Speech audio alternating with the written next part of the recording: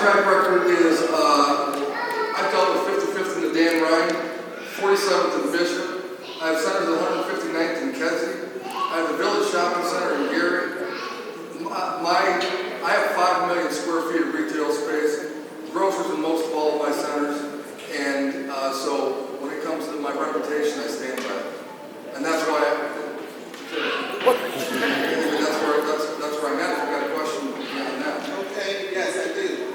For all of us in this room, because we don't have the Dominicks to shop at, wherever you're shopping, go talk to the store owner. Get on the internet. If you don't know how, ask your grandchildren. Go on the internet and let the store know where you live. They do a tracking system. The other girl said survey monkey. They track this stuff. You talk to the manager, go on their line, show them that you spent money in their stores. And where you live, you want this store to come there. They get enough comments and enough people calling in and faxing and emailing. They'll say, wait a minute, we got to talk to somebody. They're spending money on me and then tell me you're not coming back in this store. You gotta fight fire with fire. We need to help y'all, but you need to let them know you're from the 5th ward. Use her name. That's how you empower each other, because they're not going to give you nothing. You tell them you're going to stop in their stores, stop shopping in there. Mariana's quit begging. Don't go in it no more. Don't go in Whole Foods anymore. I know there's not a lot of choice. I have a car, I go in there I want to. But look at other stores and empower yourself. You have the power through the internet. Use it. Thank you. I want to thank you for coming out this evening. One of the neighborhoods that ended up securing, can you hear me? One of the neighborhoods you heard that was able to secure the whole food is Inglewood. And one of the questions I have is to what extent are there any government or city incentives? I know you're working with the Alderman kind of structure available to attract kind of tenant you want in that space.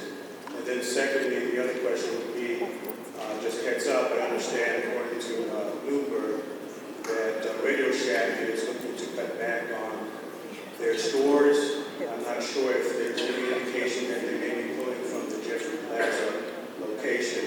So just wanted to know if you guys are looking into those things in terms of those national stores that may be pulling back and preparing, because I'm sure another person previously mentioned you want to have the right tenant mix and you can attract the right kind of tenants to that location. Thank you. Thank you. Good question.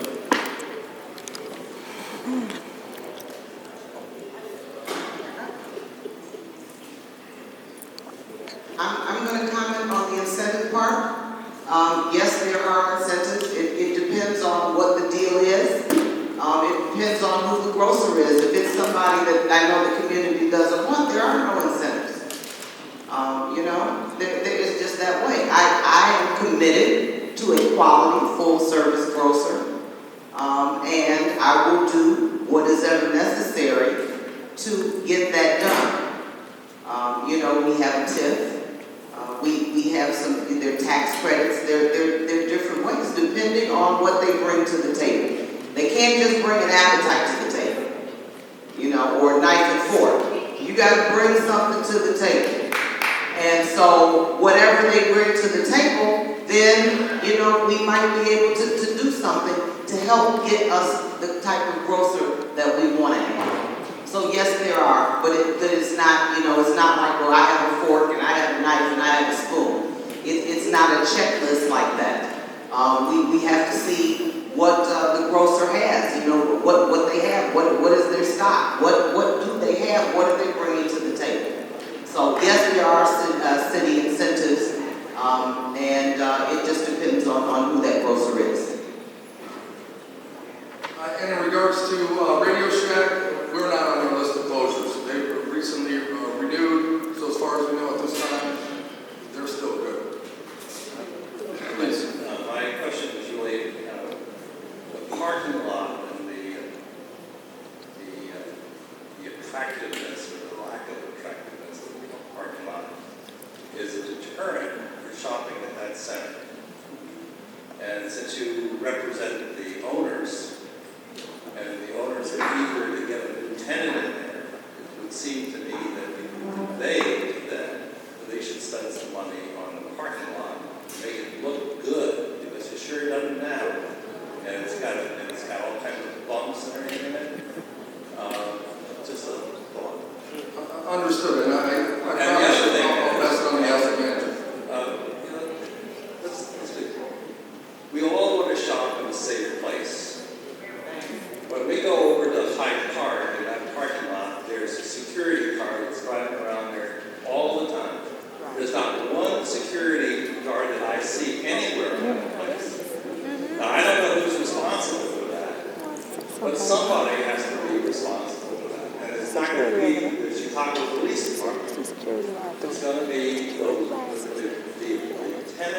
that property have to be organized. They have to spend some dough to make this place a pleasant and safe place to shop. And a lot more people will come and shop there. And then you can approach your grocery store and say, look, this is an attractive place. People like to shop there. The owners are involved and want to get people in there. I don't see that. All I see is they put in a parking lot and nothing was done to it. And they just let it go. Well, it's not good enough.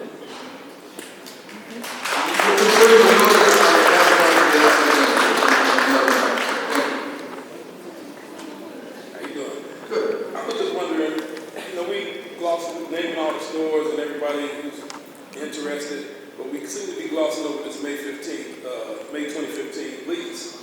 And I was wondering, with the negotiations between the stores and you, the investor, or you're not the investor, but you represent them, how is that an obstacle in this negotiation process?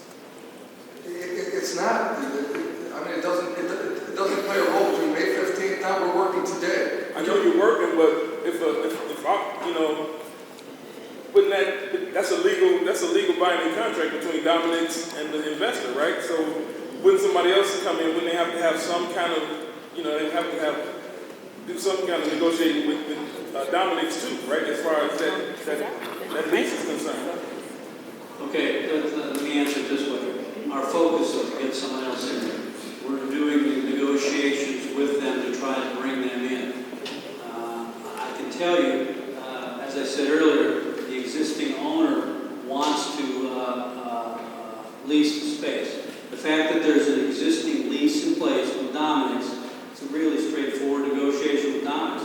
You think Dominicks wants to keep paying on a lease that they're not occupying? Of course they want to get out of that. So the negotiation would happen between the owners and Dominicks, to buy them out of that lease, and to allow for a new business to go. So that's not an obstacle at all. That would not be an obstacle. That's like a three-party negotiation, what you just told me, right? But it's standard. It happens It's all not the an time. obstacle. It's not an obstacle. It's not a legal obstacle at all. And it happens all the time. This is going to be the last question. We do have a presentation, and I do want to move to Urban Partnership Bank relatively quick. So this will be our last question. Thank you all. Gentlemen, just for my clarification, how long did you say you've been in a contract with the investors? You've been under contract with them how long? Handling the leasing? Excuse me? Handling the leasing of the shopping center? Yes. Oh, probably for about 2 years. 2 years, okay. It sounded like earlier on that you had just come on. No. I've been on Jeffrey Plaza for a long time. Not a long time, 2 years. Thank you all so much. I really appreciate it. Thank you. I thought your questions were very good. You got an opportunity to hear it from the horse's mouth, so that whether you like the answers or not, those are the answers, and you got them from the people that could provide them. There is a gentleman that walked into my office and asked to see me, and had a concept about a grocery store, and he told me a little bit about himself and that he was from the community, and so I asked him to come to the meeting tonight to show that there are different ways that we can get to our goals. So, Kareem Bayer, am I saying it right? Can you please address us? Thank you, Alderman Hairston. Hello, everyone. My name is Kareem Bayer. I see a few familiar faces in the audience. But a little bit about myself. I come from this community. I graduated from Southfield High School some years ago, and went to undergrad and finished up with my master's in business. I worked in the food industry my whole life. I was a regional director with Dean Foods for about 19 years, and I saw this wave of fresh market come to the industry. This was before the dairy farms. This is when Peach was still 87 across from the bank, and the whole 9 yards. Jewel was doing different things. Dominicks, Strack and Van Til, there's two different owners. Jack Strack, Frank Van Til, the whole 9 yards. So listened to a lot of these questions that we're having here, and it's very familiar with me why and the do's and the don'ts that's not happening.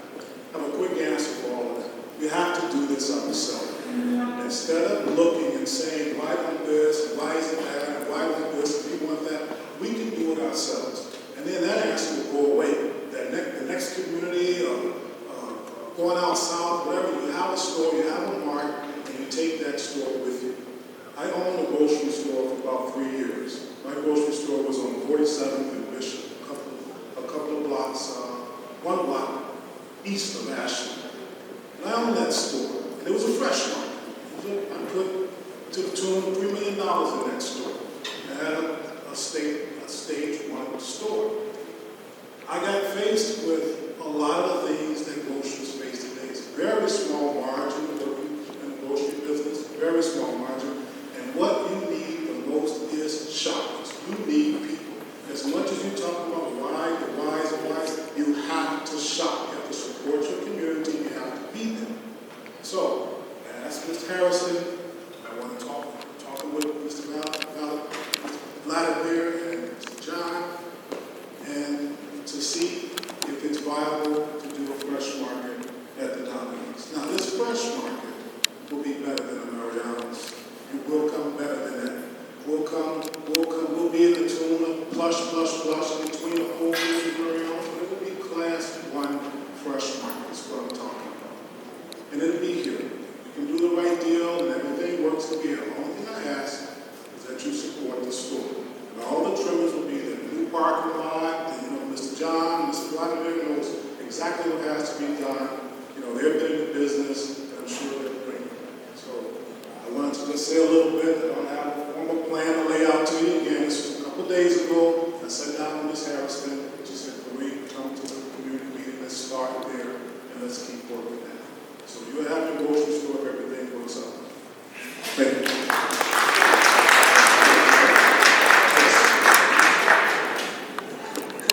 I'm familiar with your store.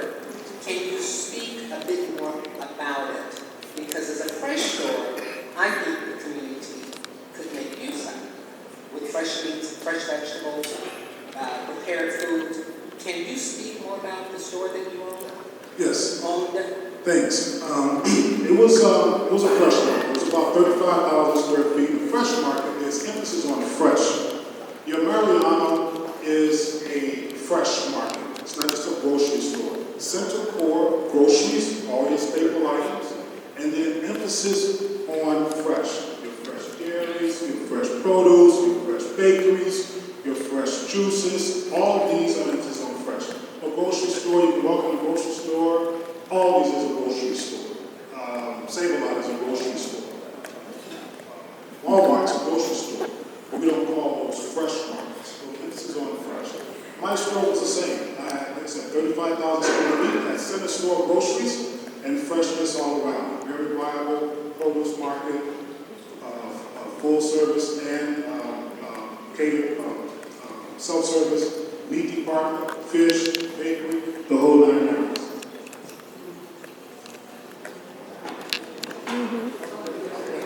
You have to go to the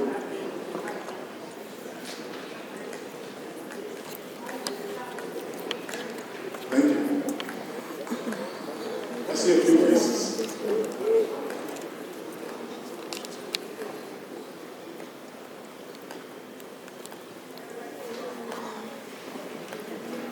While she's coming up to the mic, one of the young ladies that mentioned that she was my customer, I remember her face. And one of the things about owning your own store, the personal of the owner, is there. The owner's at that front door. The owner is standing there so you can say and tell them what you want, tell them what you don't like, and make changes right there. It's a feeling of ownership of your home. Yes, ma'am. So do you still have that store and what happened to it? No, I made a business decision. Again, all this is business. I mean, at the end of the day, you have to go back to the basic economics. And the money, when I did my store, I did a couple things wrong, and you learn from your mistakes, and they say, that strong person's one that keeps going and keeps going and keeps going, you don't give up. I worked very hard in my industry in life, and I took my money that I earned and put it in my store instead of using the bank's money or using other money. So I used my money, and then basically I used it until it ran out. And it ran out, and I didn't have enough money to keep funneling the store. A store, you have to basically funnel. It's like dropping the money down a black hole until it takes off. And you have to keep doing that until it takes off. That's putting marketing out there, that's your promotions, that's your ads, that's your people, that's your trends, that's all these different things you have to do to keep this store afloat. It will go if you have enough money to sustain it. That's where Dominicks, big ticket store, Dominicks made a business decision. They said, we don't have enough money to keep dropping these stores to compete with the competitors.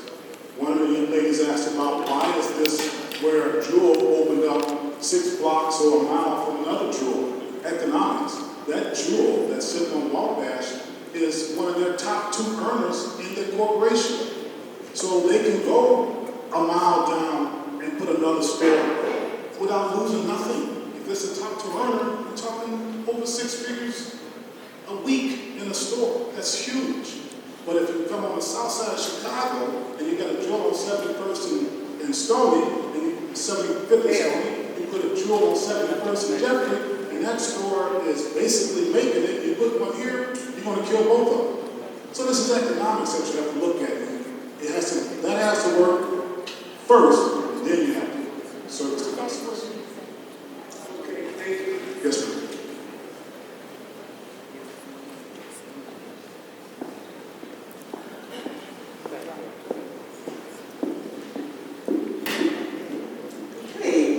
How are you, ma'am? Kareem sponsored Real Man Cook, his fresh food market, and it was a wonderful experience. We had a beautiful display of fruits and vegetables at the end of the event. We gave them away to the customers. We've been knowing each other for a while, so went to South Shore. Black-owned store would be a great idea. Do you feel that the city, based on your former experience, and I was in business myself for 25 years, so I know that the economy and other forces take away your ability to leverage yourself. And sometimes other communities can sign something on their name and reputation, and usually we can't. What do you think would be in place for you to put together a store in that place, and what would you do differently from what you did before? Thank you very much. One of the things I'll do different is I'll bring all the guns. Bring all the guns, meaning I'm going to tap in every area that I can and support for what I'm trying to do. I'm going to leverage community working together. I'm going to leverage work with either the owner or the company that represents the owner, and have all of my eyes dotted and T's crossed going forward into this. Again, it's not, you don't look back and say, oh, I messed up and all that. You live and you learn. I mean, you're a better person than you were 3 years ago. I'm a much better person than I was yesterday. So that's the model I want to just try to be better and do different things better. All right, thank you. Yes, ma'am. Okay, thank you, because she somewhat asked or made sense about what I was going to do. One of the other things was, with that being said, could some of the community be involved in this, and would you be doing, or would you be doing hiring within the community as well? Thank you. First, it would be, first and foremost, we're hiring the community, because it's a community store. I'm looking for it to be a community store. I'm putting the store here, so all these answers and more, all these questions can be answered of what you want here. So that we're definitely hiring the community. What will support me from the community is a community shop at the store. One of the things I was faced with previous is we tend to feel that the other ice is colder than our ice, if you understand what I mean. And that is so bad. I've been around a short period. I remember there were a lot more black businesses. I remember 87th Street was full of businesses. I remember A.T. Hopkins, a whole bunch of stores I could run off. But we don't. And we have, I don't know, we just have a bad way of supporting communities. Before before it's too late. We gotta support them, not when it's, oh, they look like they have a problem, oh, I don't wanna go there. We gotta support that community. Tell them what you want different, tell them what's wrong, tell them they gotta fix, tell them do all these things so you can stay there and won't be looking back saying, what's wrong with our community having a viable business? We can do these businesses ourselves. Would you form a task force or committee within that, when, with the community to help put this together, or advisory committee? Well, I want to work very, very close with Alderman Hairston and going under some of the direction. She knows the community much better than I do. And I came from this community, I live in the community right now. I want to work very close with her in her direction, informing, outform, and the direction that these things should go, so I can have that community feeling, so I can have that community substance. Okay, not to take away from the alderman, but a committee outside of that within the ranks. Well, one of the things you want to, I mean, I'm going to do whatever's needed. If that's warranted and needed, absolutely. But you don't want to, you have to be careful in business because you have to stay focused. You know, my job is going to be producing that store, bringing all the trimmings, everything, cooking school, the whole 9 yards in that store. And the community, yes, I'm going to need all the parents, I'm going to need the students, I'm going to need some people that I point to the community. We're going to answer all of them. We will do that. We want everyone to have a voice. Thank you. Are we going to talk about I wanted to know who will be your fresh food suppliers? Do you have suppliers already? Yes, ma'am, I have, I'm still in the industry. I sold my store. I have a very strong reputation in the industry, from food production to suppliers to growers to distribution, the whole 9 yards. I own a marketing food company that I've owned for better than 10 years, and I run alliances with a lot of these companies still today. I go in their businesses and solve problems and help people work. So I will have all top line suppliers. Will you be working with the farmers markets? Yes, we'll be working with some of the local boards, the local growing markets. Farmers markets, you have to, there's a pick and choose in farmers markets.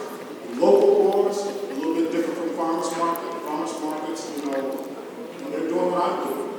And I'm going to bring you the best of the best. But there's a process of bringing that. When it's cut, when it goes into chill, when it's this, when it's that, how much refrigeration, all that. So I'm going to be doing more of that, but definitely whatever I can do local. Do you have any affiliation with the 61st Street Farmers Market? No, I probably know who they are. I was at the Good Food Show last week at the USC Forum. I met a lot of them there. And you do have organic foods? Yes, we have a full line of organic. Everything, fruits and vegetables, not everything will be organic, but it'll be a full line of everything organic. Thank you. Yes, ma'am. I have more of a comment more than to say, ask you questions. We all went on and on about the spot being vacant. Here's someone standing in front of us, our own, wants to open a store. Why are we not telling them what we need here? Why are we not trying to support our own?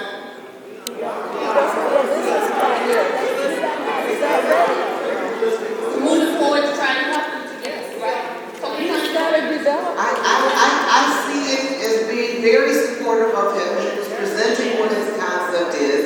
He said that this is something that he's been doing. He doesn't have a formal presentation yet. So I would assume that his next steps would be to put together a formal and that's what you presentation. said he needs our support. So why are we not here giving it right now? I think this is the support. That's what I'm saying. This is the support. Last question, do you want him to consider a co-op? I'm pretty quick. You can talk to him, he's going to go sit right back down here, so you can talk to him, because I'm just quarter to 8, and people have been very patient with me. And so I just wanted to do a brief. I get a question. You can question him, but offline. I'd like to, for the people that are here, Partnership Bank. We're still gonna be around.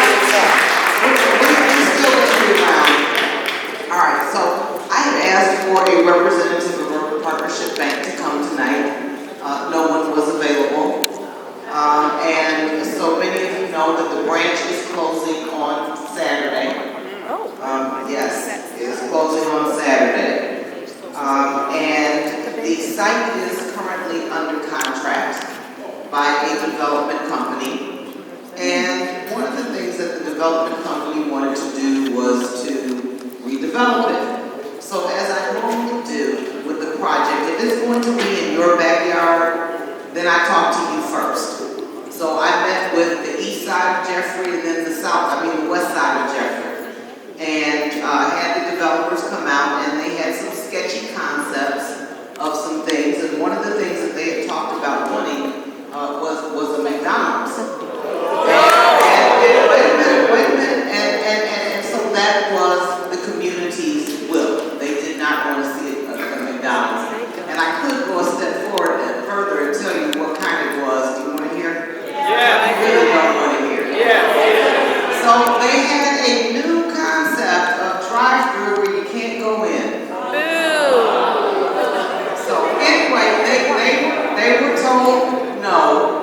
And so McDonald's is not part of it. So they were sent to look for new tenants.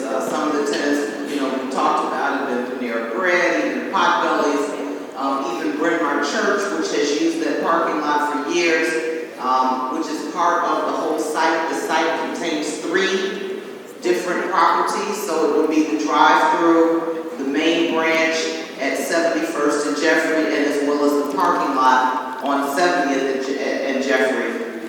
They are going to close the lot unless the church has been able to work out an agreement, and really it's about having insurance on the property and the rent. So I'm not privy to those negotiations. If they were able to, then they'll still be parking there for church members. If they were not, then the parking lot will be locked. And I did receive it's not really a statement, but some answers to frequently asked questions from Urban Partnership that I will read to you. Why are you closing the branch? Since our inception in 2010, we have looked to balance our branch structure and business focus with the needs of our customers, our communities, and the bank. After careful consideration, we decided to sell our South